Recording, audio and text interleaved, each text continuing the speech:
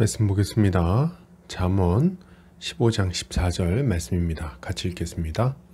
명철한 자의 마음은 지식을 요구하고 미련한 자의 입은 미련한 것을 즐기느니라. 아멘. 잠언 15장 14절 명철한 자의 마음과 미련한 자의 입이라는 제목으로 말씀 보도록 하겠습니다. 신자는 진리를 추구하며 살아가는 자입니다. 육신의 강건함보다 영혼의 강건함에 관심을 갖습니다. 왜요? 그것이 진정한 기쁨을 가져다 줌을 알기 때문입니다. 오늘 본문을 통해서 이에 대해 함께 살펴보도록 하겠습니다. 오늘 잠언 기자는 명철한 자의 마음은 지식을 요구하고 미련한 자의 입은 미련한 것을 즐긴다고 말합니다. 이것을 타번역본에서는 현명한 사람의 마음은 삶의 슬기를 찾고 미련한 사람의 입은 어리석음을 즐긴다라고 번역하고 있습니다. 본문은 명철한 자의 마음과 미련한 자의 입을 대조하고 있는데 전자는 지식을 추구하지만 후자는 미련한 것을 즐기며 살아간다고 말합니다.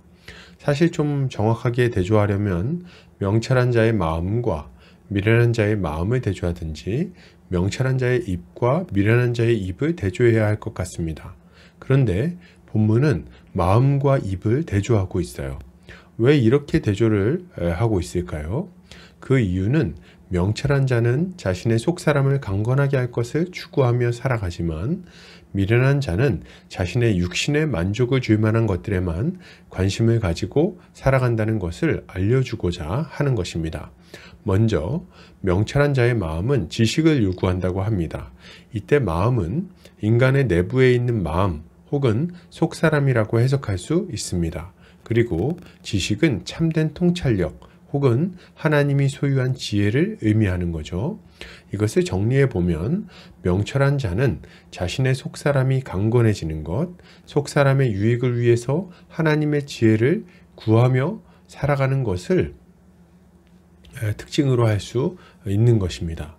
정말 그럴까요? 네. 지혜로운 사람은 자신의 내면에 관심을 갖습니다. 자신의 속사람은 강건한지, 자신의 영혼은 지금 만족하고 있는지, 그리고 자신의 영혼에 진실로 만족을 줄 수 있는 것은 무엇인지, 명철한 자는 늘 이러한 것에 관심을 가지고 추구하는 삶을 살아갑니다. 감사한 것은 뭡니까? 하나님은 이렇게 하나님을 찾는 자들에게 응답하시는 분이라는 사실입니다. 예레미야 선지자는 하나님께서 기다리는 자들에게나 구하는 영혼들에게 선을 베푸신다고 선포합니다. 하나님께서 자신을 찾는 자들에게 자신을 보여주신다는 말이죠. 마찬가지로 주님도 동일한 것을 약속하십니다. 주님은 구하고 찾고 두드리는 자에게 응답하시겠다고 분명하게 약속하십니다.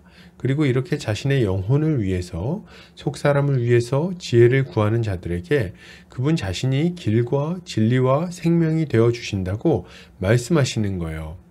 그렇기에 이처럼 참된 지혜를 찾고 추구하는 자들에게는 어떤 일들이 일어나겠습니까? 그들은 하나님을 발견하게 됩니다. 그분의 독생자 예수 그리스도를 만나게 되는 거죠.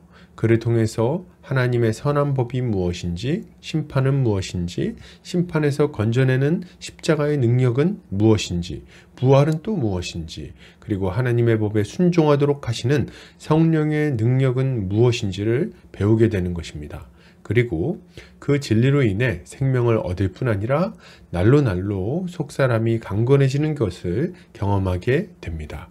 그 결과 진리를 추구하는 자, 그 진리를 따라 살고자 애쓰는 자들은 그 지혜를 따라 날로 하나님의 복을 더욱 풍성히 누리게 되는 거죠.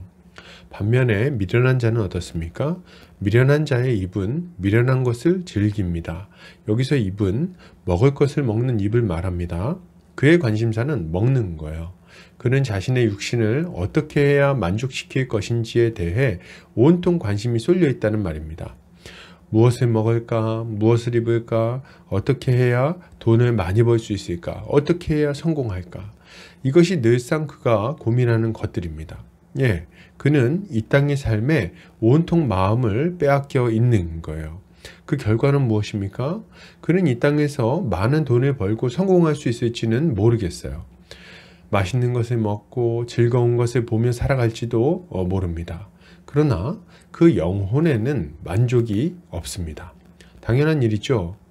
그는 자신의 영혼을 돌보는 일에 관심이 없었기 때문입니다.